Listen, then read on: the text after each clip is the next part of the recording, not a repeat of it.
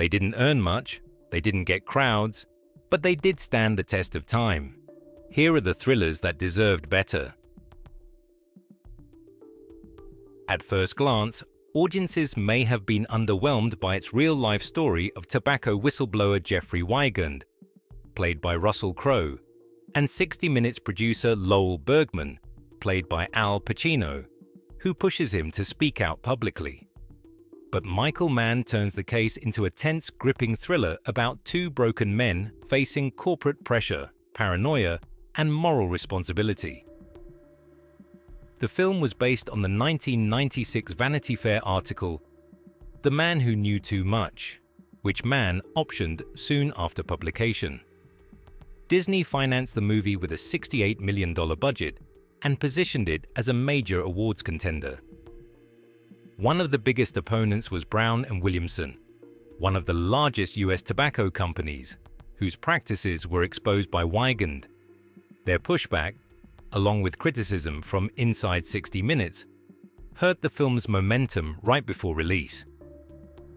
The Insider opened on November 5, 1999, earning just $6.7 million and placing fourth at the box office. Despite excellent reviews, the film stalled at $26 million domestic.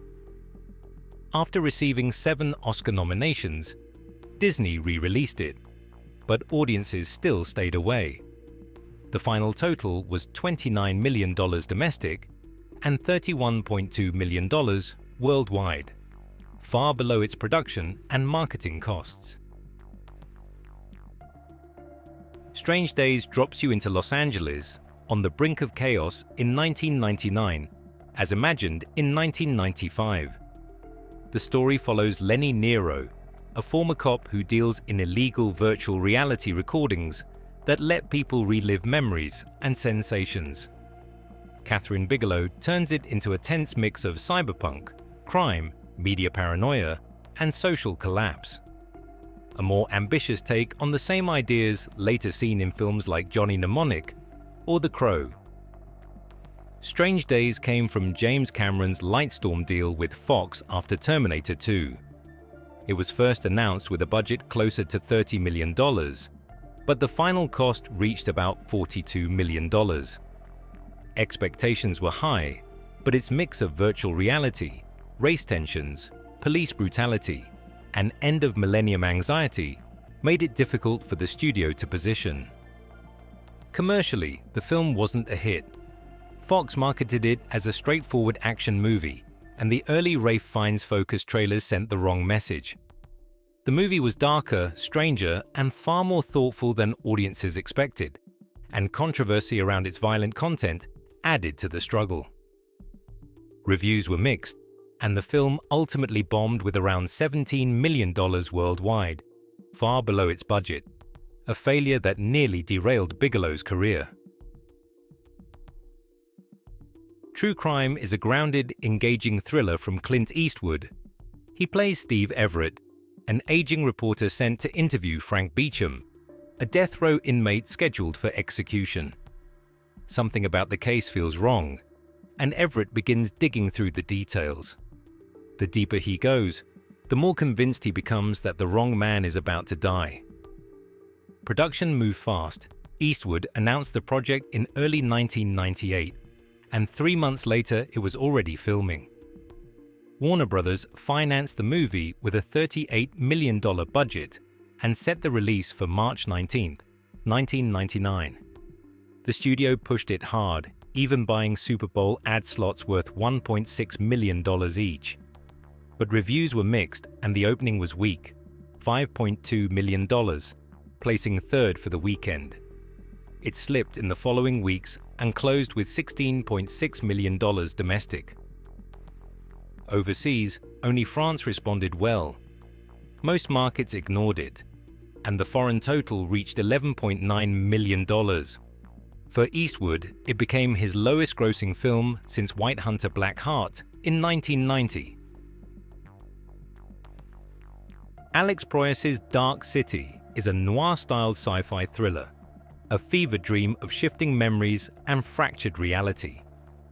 Set in a shadowy retro-futuristic city, it follows John Murdoch, a man who wakes up accused of murder with no memory of who he is. As he tries to clear his name, he's pursued by eerie figures known as the Strangers and crosses paths with Mr. Hand and Anna, a woman who may have been his wife. The film plays like a mix of Blade Runner, Philip K. Dick, and nightmare logic, pushing big ideas about identity and perception. The project began at Disney in the early 1990s, then moved briefly to Fox, which rejected Ralph Fiennes for the lead after the failure of Strange Days. Proyas finally took Dark City to New Line, which gave him more freedom and financed the film for $27 million, keeping costs down by shooting in Australia. The movie went through multiple release date changes after poor test screenings, and New Line trimmed scenes and added an opening narration. Marketing became another problem. The studio didn't know how to sell the film and tried positioning it as horror. The MPAA gave it an R rating, calling it too weird for PG-13, and despite expensive Super Bowl ads, awareness stayed low. Dark City opened at $5.5 million, finishing fourth behind the 11th weekend of Titanic. Word of mouth never formed, and the film closed with $14.3 million domestic and $12.8 million overseas. But over time it found its audience on home video, eventually earning a director's cut and a loyal cult following. Sam Raimi's A Simple Plan is a bleak, slow-burn crime thriller adapted by Scott B. Smith from his own best-selling novel. The story follows three ordinary men living in rural Minnesota who stumble upon a crashed plane filled with millions of dollars. They agree to hide the money, telling themselves it's a simple plan. But greed, fear, and mistrust start to seep in, and their lives quickly unravel under the weight of lies, suspicion, and escalating violence. Despite critical praise, the movie struggled commercially. A Simple Plan cost $30 million, but its limited release kept it from reaching a wide audience, and it ended with just $16.3 million worldwide. The 13th Floor is a neo-noir sci-fi thriller built around an advanced virtual reality system that can transport users into a perfectly recreated version of 1937 Los Angeles.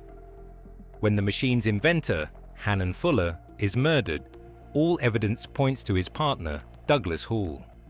His only hope is a message Fuller left inside the virtual world, forcing Hall to dive deeper into a simulation that might expose a truth more dangerous than the murder itself. The film mixes sleek visuals, strong performances, and twist-heavy storytelling, and its recreation of 1930s Los Angeles still holds up decades later. Behind the scenes, the movie was financed by Centropolis Entertainment and Sony for an $18 million budget, with additional support from German investors.